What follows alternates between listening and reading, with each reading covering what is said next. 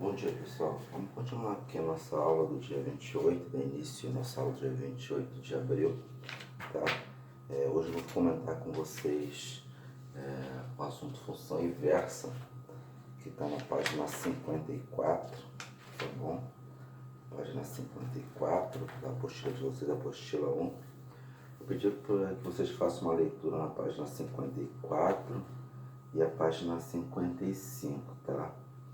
E eu vou explicar aqui, eu fiz um resumo sobre função inversa aqui no quadro. Vou fazer alguns exercícios com vocês aqui para poder encerrar esse assunto, para posteriormente iniciar na parte de função afim. Tá bom, pessoal? Então, o que vem a ser a função inversa?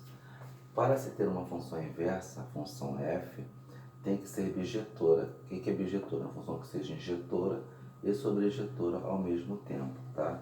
Aí aqui embaixo eu pus o conceito de função bijetora. Para quem não lembra, a função injetora, todo domínio tem sua imagem única. Olha só, gente, todo domínio, para relembrar, tá? Tem um conjunto A, formado pelos elementos 1, 2 e 3. A setinha não parte daqui para o conjunto B, então esse aqui é o domínio. A seta passa do domínio em direção ao seu contradomínio, tá? O conjunto B, no caso, é o contradomínio, tá bom? E a imagem, ela está aqui, ela está situada onde? No conjunto B, porque parte do domínio, é o conjunto de partida, e vem para os elementos do conjunto de chegada, que no caso é o contradomínio, tá? O domínio nesse conjunto aqui é formado pelos elementos 1, 2 e 3. E o contradomínio é formado pelos elementos menos 2, menos 4 e 6. E a imagem é o que? São os elementos que formam pares com o domínio, tá? Então, se 1 forma par com menos 2, esse menos 2 é a imagem de 1. Se menos 4 forma par com 2, 2 e menos 4, esse menos 4 é a imagem de 2. Se 3 forma par com o elemento do B, menos 6, então o menos 6 ele é a imagem do domínio do elemento 3, tá? Então, continuando. Então, a função injetora, todo domínio terá a sua imagem única. Cada um tem sua própria imagem única. Então, essa é uma função injetora. E a função da sobrejetora, quando todo contradomínio é imagem. Se todos os elementos do contradomínio, que é o conjunto de chegada, forem imagem do conjunto de partida. Neste caso é assim, os elementos do contradomínio, menos 2, menos 4, menos 6, eles são imagem do domínio dos elementos do conjunto A, formado pelos elementos 1, 2 e 3. Aí, continuando, aí terá a notação função f elevado a menos 1. Essa f elevado a menos 1, gente, quer dizer que é a função inversa. Todo número, letra que esteja elevado a menos 1, na matemática, significa que é a inversa daquele número ou daquela letra, tá? Então, aqui é a função inversa, função elevada a menos 1. Aí vem aqui, tal que x e y pertence a f, né? Se pegar aqui, A e B não pertencem ao conjunto F, os elementos? Sim. Já na função inversa é o contrário. Y e x pertencem à função de menos 1. Menos 1 significa o quê? Função inversa. Vamos ver aqui no exemplo de baixo. O que era domínio aqui, A, os elementos 1, 2 e 3, virou o quê? Contradomínio dos elementos do conjunto B, 1, 2 e 3. O que era contradomínio aqui em cima, que era menos 2, menos 4, menos 6, virou o quê? Virou domínio. Menos 2, menos 4, menos 6. E continua a mesma coisa, O menos 2 ele tem imagem 1, o menos 4 tem imagem 2, o menos 6 tem imagem 3. Neste caso, temos o quê? Uma função inversa, tá? F elevado a menos 1 significa o quê? Função inversa. Aí vem aqui, para calcular a função inversa, y igual a f de x, tá? Troca-se o x com y, tá? E isola-se o y. Tá? Então, gente, para calcular uma função inversa, tá? Y igual a f de x, onde a função inversa, na realidade, no final vai ser isso aqui, Y é igual a f menos 1 de x, que significa o quê? Inversa, tá bom? Então, para se calcular uma função inversa, você vai trocar o x com y, depois você vai isolar quem? O y, tá? Que é bem tranquilo. Veja o exemplo aqui embaixo, exemplo número 1. Determine a função inversa. Aí letra A, y igual a 2x menos 3. O que eu falei? O que eu falei aqui em cima? Troca-se o x por y, né? O que acontece? Ou vice-versa, aqui não é y, vou ter que trocar o y por x, já virou x, né?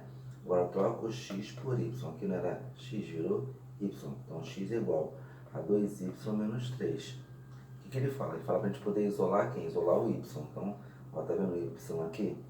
Eu mantenho ele do lado de cá e pego quem não tem letra, passo para o lado de lá. Com x mais 3 igual a 2y. Onde x mais 3, aqui não estava multiplicando, passo para lá dividindo.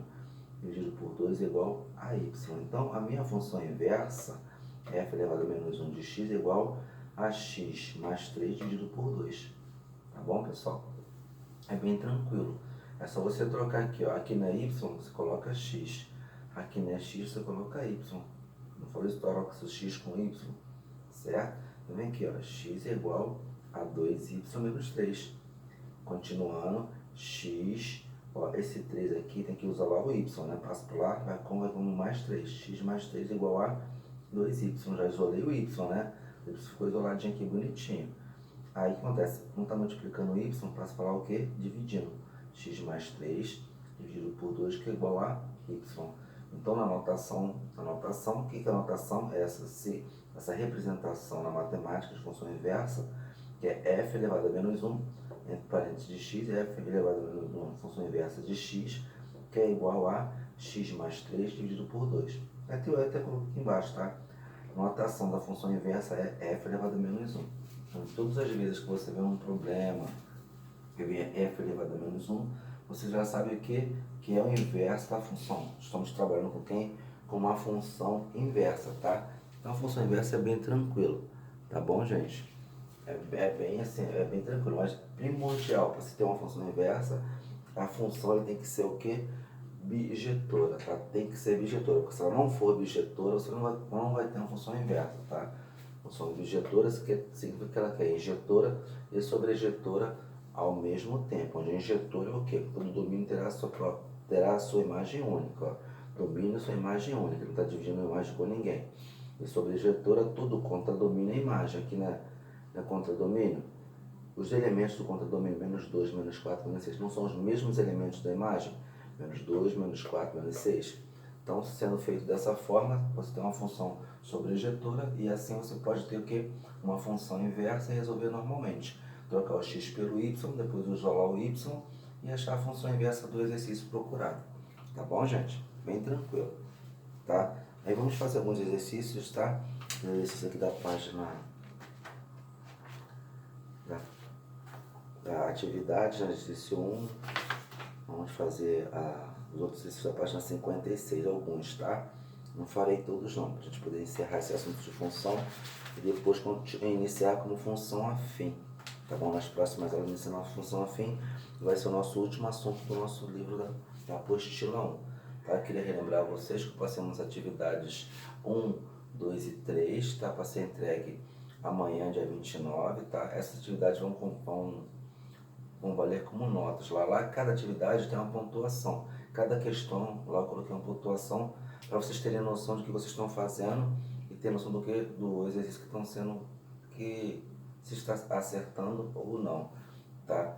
Então é isso, eu quero ver, no caso assim, vocês tiram print lá do exercício resolvido, resolve o exercício direitinho, tira print dos exercícios, tá? E me enviem, tá? Poste no Google Classroom, entendeu? Para eu poder ver se vocês realmente fizeram certo. Não basta somente marcar a questão lá não. Quero ver mais ou menos como vocês desenvolveram. Tá bom, pessoal?